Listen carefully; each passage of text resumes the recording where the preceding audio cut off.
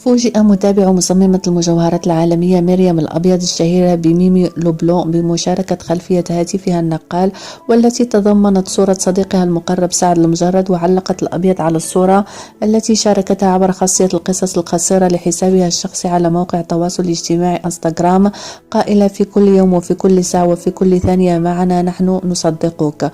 وأضافت: بإذن الله في القريب العاجل ستكون معنا.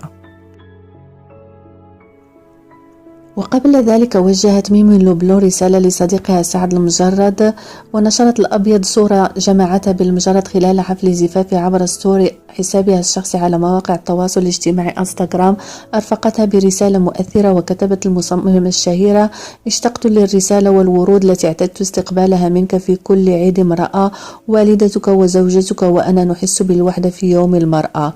واختتمت رسالتها قائلة: الله يفرجها عليك وينصفك يا رب.